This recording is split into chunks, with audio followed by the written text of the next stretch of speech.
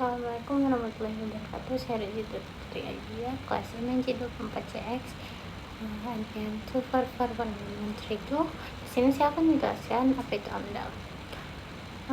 AMDAL atau analisis mengenai dampak lingkungan adalah suatu kajian yang dilakukan untuk menilai dampak penting dari suatu rencana usaha atau kegiatan terhadap lingkungan hidup sebelum kegiatan tersebut dilakukan. AMDAL atau analisis mengenai dampak lingkungan menjadi salah satu syarat penting bagi perizinan usaha, khususnya untuk kegiatan yang berpotensi menimbulkan dampak besar terhadap lingkungan. Dengan adanya AMDAL, pemerintah dan pelaku usaha dapat mempertimbangkan apakah suatu kegiatan layak dijalankan atau tidak, serta bagaimana cara mengelola dampak yang mungkin timbul. Dampak dalam analisis mengenai dampak lingkungan ini adalah terbagi menjadi dua jenis, yaitu dampak positif dan dampak negatif. Dampak positifnya membuka lapangan pekerjaan bagi masyarakat, meningkatkan pendapatan, serta mendorong pertumbuhan ekonomi daerah. Selain itu, suatu usaha juga bisa meningkatkan fasilitas umum dan infrastruktur. Namun, di sisi lain, dampak negatif seperti pencemaran udara akibat emisi, pencemaran air limbah, dan kebisingan dari aktivitas produksi, serta kerusakan ekosistem jika tidak dikelola dengan baik. Dampak positif ini dapat merugikan lingkungan masyarakat. Tujuan utama AMDAL adalah pertama, mengidentifikasikan dampak yang mungkin terjadi sebelum kegiatan dimulai. Yang kedua, mencegah atau meminimalkan kerusakan lingkungan. Yang ketiga, menjamin agar kegiatan usaha tetap berwawasan lingkungan menjadi dasar. Yang keempat adalah menjadi dasar dalam pengambilan keputusan bagi pemerintah. Yang kelima, memberikan perlindungan bagi masyarakat sekitar. Sebelum melakukan analisis, dilakukan kajian terhadap kondisi awal lingkungan atau disebut dengan baseline. Kondisi ini menggambarkan keadaan lingkungan sebelum adanya kegiatan usaha.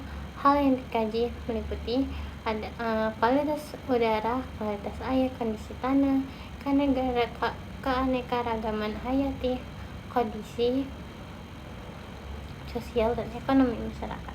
Setelah itu, AMDAL akan memprediksi dampak yang akan terjadi di masa mendatang. Misalnya, akan terjadi peningkatan aktivitas ekonomi, perubahan pola hidup masyarakat, hingga kemungkinan munculnya masalah seperti kemacetan, kebisingan, atau pencemaran.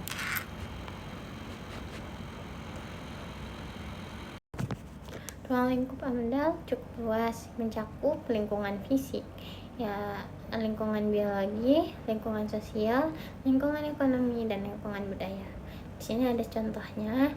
Kalau lingkungan fisik itu seperti air, udara, dan tanah. Yang lingkungan biologi, tumbuhan dan hewan. Lingkungan sosial untuk interaksi masyarakat. Yang keempat adalah lingkungan ekonomi, pendapatan pekerjaan. Yang kelima adalah lingkungan budaya, adat dan kebiasaan masyarakat. Untuk mendapatkan data yang akurat, AMDAL menggunakan berbagai metode pengumpulan data seperti observasi lingkungan, langsung ke lapangan, wawancara dengan masyarakat, dokumentasi seperti foto, catatan, dan arsip, menjaga kelestarian lingkungan hidup, mengurangi risiko kerusakan lingkungan, membangun usaha agar berjalan secara berkelanjutan, mencegah konflik antar perusahaan dan masyarakat, dan meningkatkan kepercayaan masyarakat. Contoh penerapan AMDAL dapat dilihat daripada usaha gitar. Usaha ini memiliki dampak positif berupa membuka lapangan kerja dan meningkatkan pendapatan. Namun, ada juga dampak negatif seperti limbah cat, debu, dan kebisingan dari alat-alat servis. Demikian, AMDAL sangat penting untuk memastikan bahwa suatu usaha tidak hanya menguntungkan secara ekonomi, tetapi juga tetap menjaga kelestarian lingkungan dan kesejahteraan masyarakat, serta persetujuan dari masyarakat itu sendiri. Waalaikumsalam warahmatullahi wabarakatuh.